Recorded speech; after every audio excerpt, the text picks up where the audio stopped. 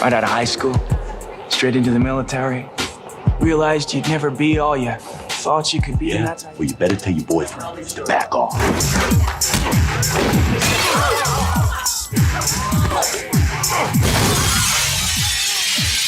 By the time you go to sleep tonight, I'm gonna own this building. In a conflict zone in Iraq, a group of al-Qaeda militants has captured several American soldiers. A Marine named John Triton watches the situation unfold from a distance. His superiors instruct him to wait for backup before taking action, but when John sees that the soldiers are about to be executed, he decides to ignore orders and intervene. He bursts into the room where the hostages are about to be executed and quickly takes out the entire enemy team, rescuing the hostages. The next day, John is called in by his colonel and handed a letter of resignation for not following orders. John tries to explain the situation, but the colonel thanks him for his service, praising him as one of the best, and sends him home. One of the best. Remember that. Devastated, John returns to California, where his wife Kate is overjoyed to have him home safely. After so long, Kate and John spend intimate time together. Although Kate is eager to be with him, John finds it difficult to adjust to civilian life and begins working as a security guard to keep himself busy. I know it's not going to be easy for you, John. We'll figure it out together. The following day, a criminal mastermind named Rome plans a jewelry store robbery. He enters the store where his partners Morgan Vizera and Bennett are already waiting. Rome pretends to browse the diamonds, but soon pulls out his weapon and forces everyone to the ground. He creates a distraction and holds a woman, Angela, hostage. The diamonds are protected by bulletproof glass, so Rome forces the shop owner to open the door or he will kill Angela. I have children! Once the door is open, Rome hands Angela a weapon, revealing that they were working together. They take all the diamonds and leave. When the shop owner becomes aware of Rome's identity, Rome immediately shoots him. As the criminals flee, a police car arrives at the scene, prompting Rome to open fire on the officers with a machine gun. While Morgan shoots up their patrol car, they blow up the patrol car and escape in their vehicle. Later, the police suspect one of the store employees might have been involved. The same diamonds that were delivered just 24 hours ago. What are the odds of that? Meanwhile, John starts his security guard job at a large corporation. He grows bored with the uneventful days, especially while his coworker Joe spends his time goofing off and reading magazines. Joe tells him that he will get promoted to management in 2 years if he does his job well, but John realizes that Joe has been working as a security guard for 9 years without a promotion. How come you're not in management? Things take a turn when they receive a call about a man causing a scene on the 12th floor, throwing a tantrum and yelling at his ex-girlfriend John. And Joe rush to the scene, and John is forced to physically drag the man downstairs. When the man bodyguards arrive, he taunts John, leading to a fight. John easily defeats the bodyguards and throws the man out of a building window. Furious, the man tells John that he will get him fired and leaves. When you clock in, you're fired! Unfortunately, John's actions cost him the job, and it turns out that this is his first and last day as a security guard. John and Joe take a break and talk for a while. John admits that all he knows is the military, and he struggles to adjust to regular jobs like ordinary people. He tells Joe that being a Marine meant everything to him. Joe tries to comfort him, reminding him that the only constant in life is change, and that he should appreciate the time he gets to spend with his family if that is what life has in store for him. I mean, it's changing, but you gotta learn to change with it. Meanwhile, Rome and Angela are back in their hotel room, where Angela expresses concern about the scene they caused at the jewelry store. She says that killing all those people has put them at risk. Rome explains that he killed the store manager because he revealed his real name, and that the rest of the robbery went as planned. He reassures Angela that she has nothing to fear from him and promises he will never harm her. He then starts kissing her passionately. Just then, Rome gets a phone call from someone who demands that he return the stolen diamonds in exchange for $6 million they agree to. Meet the following day, and the call ends. I've gained control. Joe drops John off at home, and John asks him to keep what happened at work a secret, which Joe agrees to. When John returns home, Kate asks about his day, and he lies, saying everything went smoothly. However, moments later, their TV shows a news report about the violent altercation involving a security officer, and Kate realizes it was John. Seeing how much he is struggling, Kate suggests they take a trip to relax and clear their minds. John is hesitant at first, but agrees after a little persuasion. That's not the point. I've been thinking a lot about it. The next day, Morgan picks up a car from a repair shop for the group. The man suggests that Morgan take a minivan, but Morgan sneaks away with a brand new Cadillac elsewhere. John and Kate begin their trip to the mountains. After driving for a while, they stop at a gas station to grab some snacks. Coincidentally, it is the same gas station where Rome and his crew are stopping. John heads into the store, while Kate stays in the car.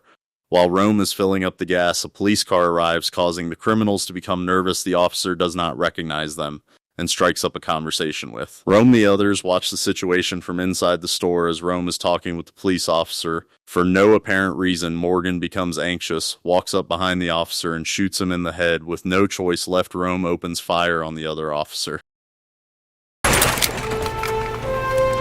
When John hears the commotion outside, he tries to investigate but is knocked unconscious by Bennett. Angela shoots the store clerk as the criminals rush out of the store.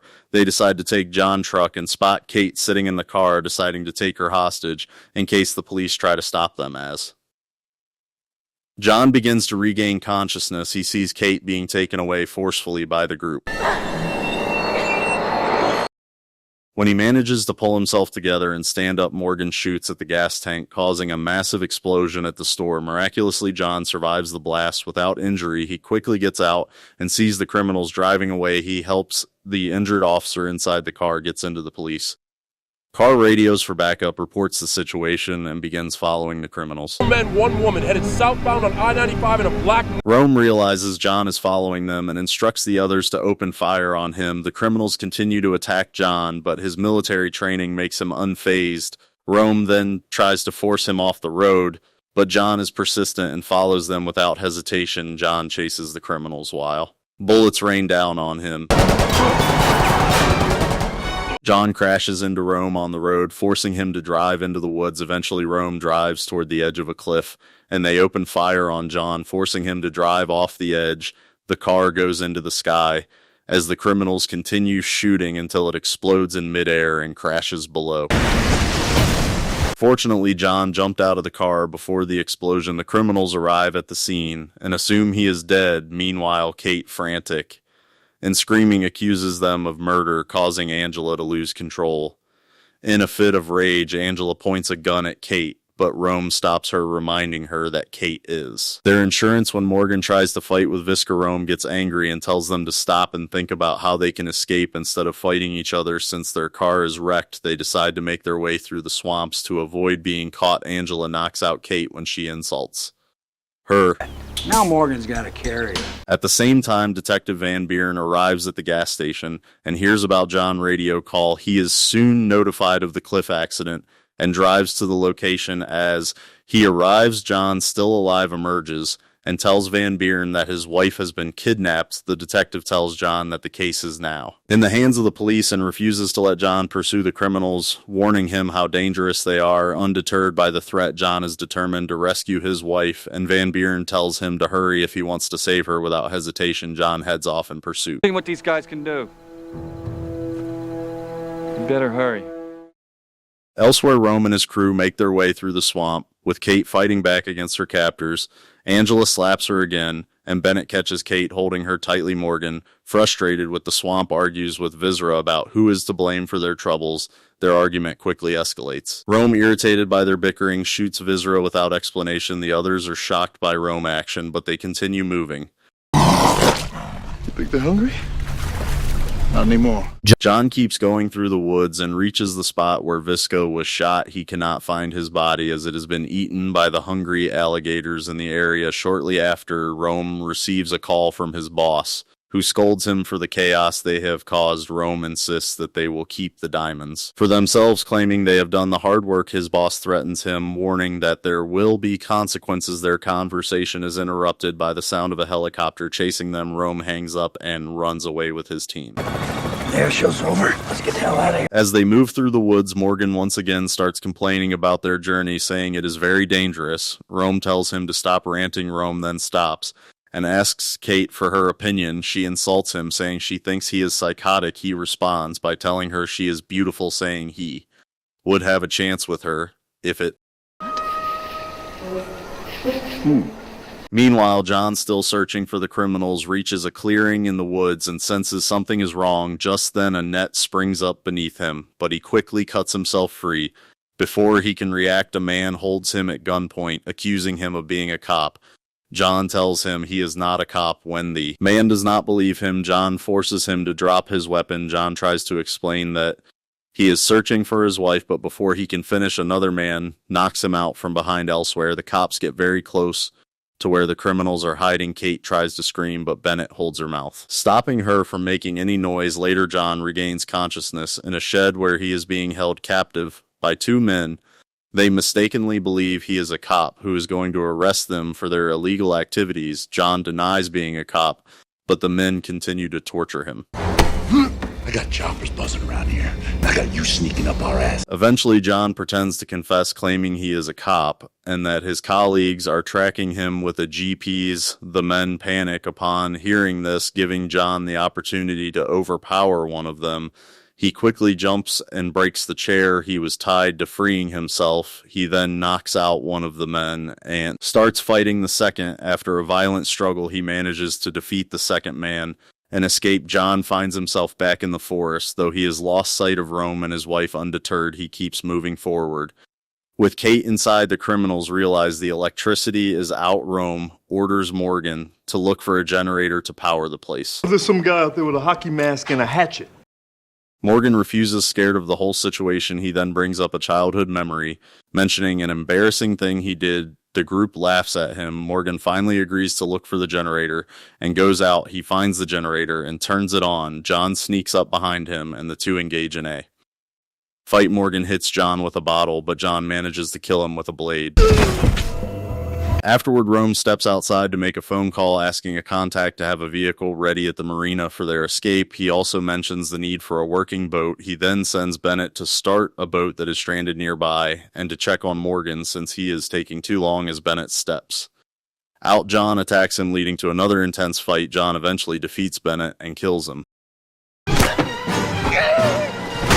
He hides both Bennett and Morgan bodies beneath the hut. At the same time, Detective Van arrives at the scene. He tells John to let the cops handle it from there, but John refuses. With no other options, Van gives John the freedom to handle things his way. I gotta do something, and I gotta do it now.